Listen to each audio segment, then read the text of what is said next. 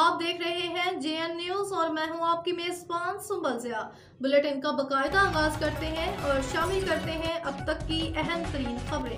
SDPO Naurang circle سعید خان اور assistant commissioner Naurang محبوب الرحمان کی مشترکہ قیادت میں مین روڈ سرائے نورنگ پر قائم اراضی تجاوزات کے خلاف مؤثر اور منظم آپریشن کیا گیا۔ اس کارروائی کا بنیادی مقصد ٹریفک کی روانی کو بحال کرنا، شہریوں کو درپیش مشکلات میں کمی لانا اور سڑکوں پر قائم غیر قانونی رکاوٹوں کا خاتمہ تھا۔ آپریشن کے دوران ٹریفک پولیس کے اہلکار بھی موقع پر موجود رہے، جنہوں نے ٹریفک کی بحالی اور نظم و ضبط قائم رکھنے میں بھرپور تعاون کیا۔ SDPO نورنگ سرکل نے موقع پر موجود دکانداروں اور ریہڑی بانوں کو سختی سے ہدایت کی کہ وہ فٹ پاتھ اور سڑک پر قبضہ کرنے سے باز رہیں اور اپنی سرگرمیوں کو مقررہ حدود تک محدود رکھیں۔ مزید برآں مین روڈ پر قائم اراضی چنگچیا، سوزوکی رکشہ اسٹینڈ اور غیر قانونی اڈے جو ٹریفک کی روانی میں رکاوٹ بن رہے تھے، فوری طور پر ختم کرنے کے احکامات جاری کیے گئے۔ متعلقہ عملے نے موقع پر کارروائی کرتے ہوئے تمام غیر قانونی رکاوٹیں ہٹا دیں۔